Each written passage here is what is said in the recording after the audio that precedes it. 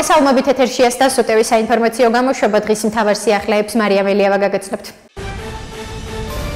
რა თქმა უნდა, მძიმეა ასეთი სურათების ნახვა, როგორც წინა შემთხვევებში იყო მძიმეა, ამიტომ მნიშვნელოვანია, რომ პროკურატურამ ყველაფერი დროულად გამოიძიოს და ყველა შეკითხვას გაეცეს პასუხი. ასე შეაფასა საქართველოს პარლამენტის თავმჯდომარე შალვა პაპუაშვილმა კადრები, რომლებიც სახელმწიფო უსაფრთხოების სამსახურმა ირაკლი ღარიბაშვილის, გრიგოლ ლილუაშვილის, ოთარ ფარცხალაძისა და მათთან დაკავშირებული პირების უძრავი ქონების ჩხრეკის შედეგად გაავრცელა. ამასთან ჟურნალისტის შეკითხვაზე ის, როგორც მაკონტროლებელი ორგანოს პარლამენტის თავმჯდომარე, ხომარ გრძნობს მომხდარზე პასუხისმგებლობას შულმა აღნიშნა, რომ პარლამენტი არის აღმასრულებელი ხელისუფლების პოლიტიკური მაკონტროლებელი. სავარაუდოდ დანაშაულს კი ზედამხედველობა სამართალდამცავმა უწყებებმა უნდა გაუწიონ. ჟურნალისტებმა მას ასევე მიმართეს შეკითხვით, რატომ არ არიან ყოფილი მაღალჩინოსნები დაკავებულები, რაზეც პაპუაშვილმა უპასუხა, რომ ისინი ენდობიან პროკურატურას, რომ უწყება საჭირო დროს საჭირო გადაწყვეტილებას მიიღებს.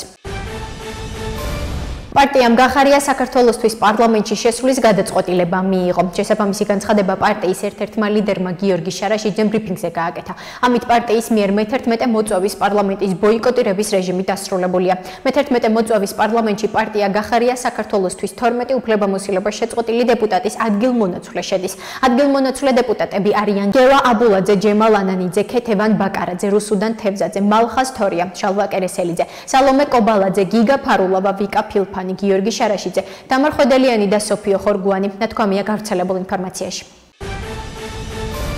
საქართველოს პრემიერ-მინისტრი ირაკლი კობახიძე გერმანიასა და ჩეხეთში საქართველოს ახლად დანიშნულ საგანგებო და სრულუფლებიან ელჩებს ალექსანდრე კარტოზიას და რუსლან აბაშიძეს შეხვდა. ამის შესახებ ინფორმაციას მთავრობის ადმინისტრაცია ავრცელებს. მათივე ცნობით პრემიერმა ელჩებს დიპლომატიური მისიის დაწყება მიულოცა და წარმატებები უსურვა. გერმანიის ფედერაციულ რესპუბლიკაში საქართველოს საგანგებო და სრულუფლებიან ელჩ ალექსანდრე კარტოზიას საჯარო სტრუქტურებში მუშაობის მრავალწლიანი გამოცდილება აქვს. სხვადასხვა წლებში ის მუშაობდა განათლების მინისტრად და საქართველოს პარლამენტის ეროვნული ბიბლიოთეკის დირექტორად. სხვადასხვა წლებში ის იკავებდა შერიგების და სამოქალაქო თანასწორობის საკითხებში სახელმწიფო მინისტრის პირველი მოადგილისა და აფხაზეთის ავტონომიური რესპუბლიკის მთავრობის თავმჯდომარის თანამდებობებს. ნათქვამია ინფორმაციაში. როგორც ჩანს, გერმანიის ხელისუფლებაში დაფიქრდნენ იმაზე, რომ მოქმედმა ელჩმა სამწუხაროდ ნაცვლად იმისა, რომ მთავრობებს შორის ხიდის როლს ასრულებდეს, ჩვენ ქვეყნებსა და მთავრობებს შორის კედლის როლი აირჩია. ამის შესახებ პარლამენტის თავმჯდომარე შალვა პაპუაშვილმა ჟურნალისტებთან გერმანიის ელჩ პეტერ ფიშერის კონსულტაციებზე გაწვევასთან დაკავშირებით ისაუბრა. მისი შეფასებით 30 წლიანი განსაკუთრებული პარტნიორობა სამწუხაროდ გერმანიის ელჩის ხელში ძალიან დაბალ ნიშნულზე დავიდა. ამავე თემაზე საუბრისას პარლამენტის თავმჯდომარემ აღნიშნა, რომ ეს ყველა ელჩისთვის კარგი მაგალითი უნდა იყოს იმისთვის, რომ დარჩნენ საკუთარი დიპლომატიის ფარგლებში იზრუნონ იმაზე, რომ მათ ქვეყანასა და საქართველოს შორის ურთიერთობებისთვის იყვნენ ხიდი და არა კედელი. გვექნება განხილვა საქართველოსთან დაკავშირებით გვსურს, რომ შესაძლებელი გავხადოთ ქართველი ხალხის მისწრაფების პატივისცემა. წინ წავიდნენ ევროპისკენ მიმავალ გზაზე. ამის შესახებ საფრანგეთის საგარეო საქმეთა მინისტრმა ჟან ნოელ ბარომ ევროკავშირის საგარეო საქმეთა მინისტრების შეხვედრის დაწყებამდე ჟურნალისტებს განუცხადა. სწორედ ამ სულის კვეთებით ვმსჯელობთ მივმართავთ საქართველოს ხელისუფლებას, აღნიშნა საგარეო უწყების ხელმძღვანელმა. შეგახსენებთ ევროკავშირის საგარეო საქმეთა საბჭოს შეხვედრაზე, რომელიც ლუქსემბურგში იმართება საქართველოს საკითხსაც განიხილავენ. საქართველოსთან დაკავშირებით ყველა ვარიანტი მაგიდაზია. საქართველოში განვითარებული მოვლენები ევროპულ მიდგომასთან დაკავშირებით ბოლო დროს ნამდვილად იმედგაცრუებას იწვევს. ამის შესახებ ევროპის საკითხებში გერმანიის სახელმწიფო მინისტრმა გუნთერ კრიხბაუმმა ევროკავშირის საგარეო საქმეთა მინისტრების შეხვედრის დაწყებამდე ლუქსემბურგში ჟურნალისტებს განუცხადა.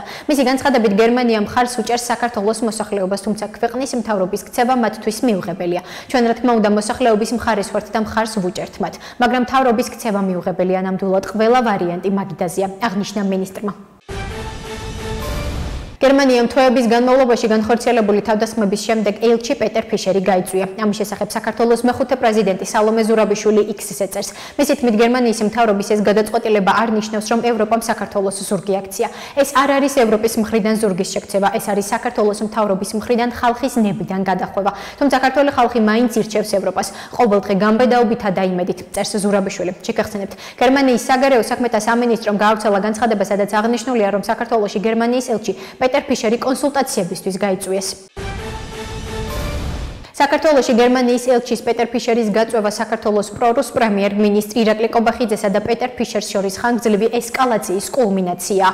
ამის შესახებ გამოცემა შპიგელი წერს, რომლის ცნობითაც სექტემბრის შუა რიცხვებში ყობახიძემ და პარლამენტის თავმჯდომარე შალვა პაპუაშვილმა ფიშერი ქვეყნის შიდა საქმეებში ჩარევაში დაადანაშაულეს და მისი გაძევება საჯაროდ განიხილეს. შპიგელის სტატიაში აღნიშნულია, რომ ფიშერმა საქართველოს მთავრობის ავტორიტარული სტილი საჯაროდ არაერთხელ გააკრიტიკა. ამასთან დიპლომატ პრობლემები შეექმნა ოპოზიციური ფიგურების სასამართლოს ხდომებზე დასწრების გამო. თვეების განმავლობაში საქართველოს მთავრობამ ფიშერი მკაცრად გააკრიტიკა ოპოზიციონერი პოლიტიკოსის სახლის დაქირავების შემდეგ.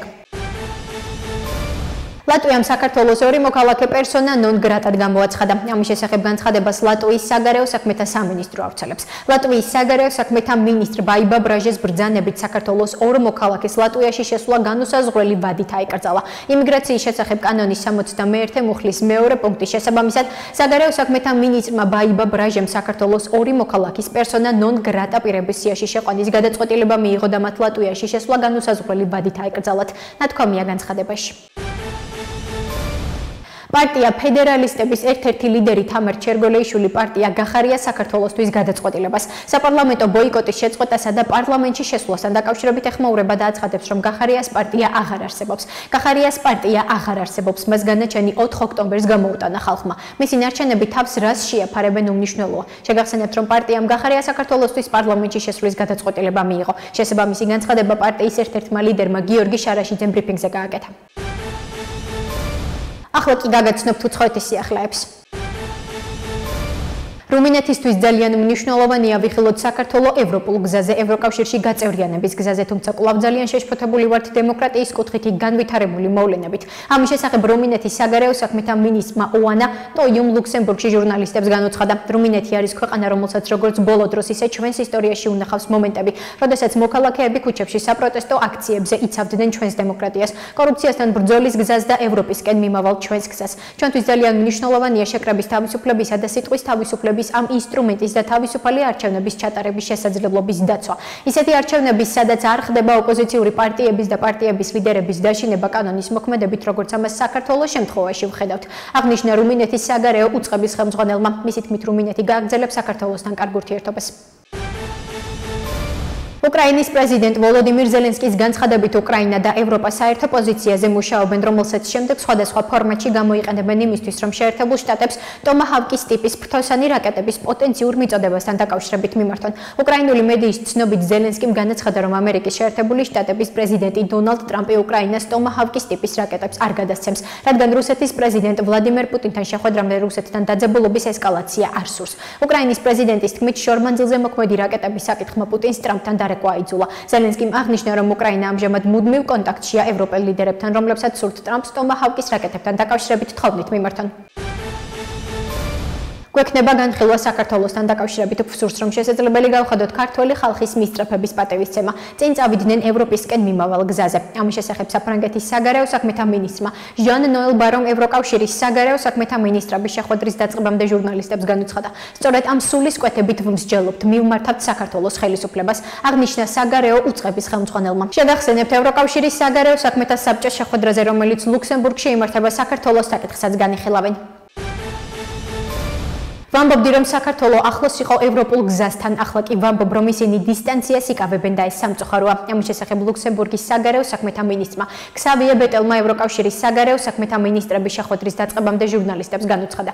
მისი თქმით, ამ დროისთვის კომენტარს ვერ გააკეთებს საქართველოში ჩატარებულ არჩევნებთან დაკავშირებით, თუმცა თუ არჩევნები სწორად ჩატარდა, მის შედეგებს პატივი უნდა სცენ, თუ არასწორად ჩატარდა, უნდა განიხილონ, რისი გაკეთებაა შესაძლებელი, მაგრამ ამ მომენტისთვის რისი თქმით შესაძლებელია არის ის, რომ საქართველომ ევროპული მომავალი აირჩია, მაგრამ ამ დროისთვის არ მაქვს მტკიცებულება, რომ არჩევნები არ იყო სამართლიანი, თუმცა თუ ასე იყო, უნდა განვიხილოთ ეს საკითხი. სამწუხარო იქნება, თუ ისინი ევროპას დაშორდებიან. ისინი ახლოს იყვნენ ევროპასთან, აღნიშნა ლუქსემბურგის საგარეო უწყების ხელმძღვანელმა.